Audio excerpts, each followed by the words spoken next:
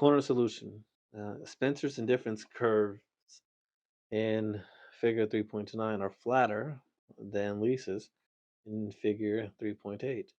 His optimal bundle is bundle E, which lies on the indifference curve, capital I superscript 2, and touches the budget line at the upper left corner of his opportunity set. Bundle E consists of 25 burritos and 0 pizzas. It is his optimal bundle because the indifference curve does not cross the constraint into the opportunity set. If it did, another bundle would give Spencer more pleasure. However, Spencer's indifference curve, capital I superscript 2, is not a tangent to his budget line. If capital I superscript 2, indifference curve 2, were tangent to the budget line, it would not cross it.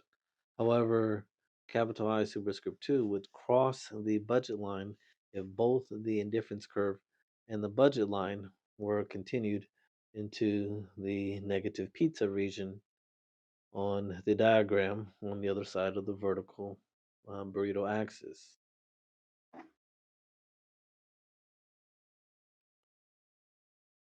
Figure 3.9 corner solution.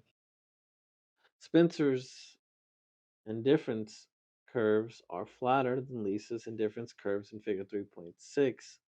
That is, he is willing to give up more pizzas for one or uh, more burrito than is Lisa.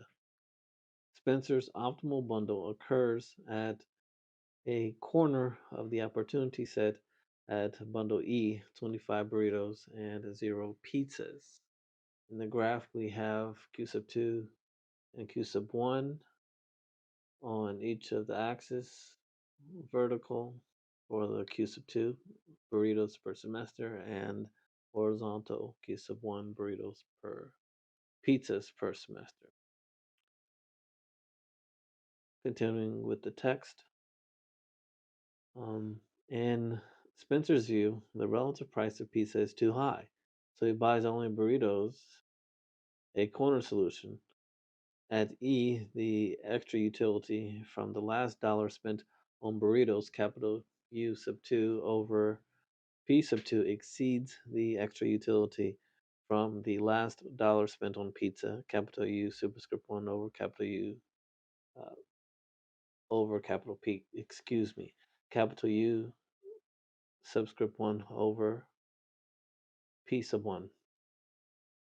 However, if the relative price of pizza had been lower so that the budget line was flatter, he would have bought some of both goods, an interior solution, as you are asked to show in question 12 at the end of the chapter. Application: buying an SUV in the United States versus Europe. During the 1990s and the early part of the 21st century, Americans had a love affair with SUVs, and Europeans saw no reason to drive a vehicle nearly the size of Luxembourg. SUVs are derided as Chelsea tractors in England and Montessori wagons in Sweden. News stories point to the difference in tastes to explain why SUVs account for less than a 20th of the total car sales in Western Europe, but until recently, a quarter of sales in the United States. The narrower European streets and Europeans' greater concern for the environment may be part of the explanation. However, differences in relative prices are probably a more important reason. Due to higher taxes in Europe, the price of owning and operating an SUV is much less in the United States than in Europe. So people with identical tastes are more likely to buy an SUV in the United States than in Gas guzzling SUVs are more expensive to operate in Europe than in the United States because gasoline taxes are much higher in Europe than in the United States. The average tax was 44 cents per gallon in the United States in 2008 compared to an average of $6.09 in Europe. As a consequence of higher taxes in 2009, consumers in other countries paid substantially more for gasoline than did United States consumers. Germany 2.7 times more, France 2.6 times, the United Kingdom 2.4 times, Japan 1.8 times, and Canada 1.3 times more. Many European nations subsidize efficient cars and tax polluting vehicles.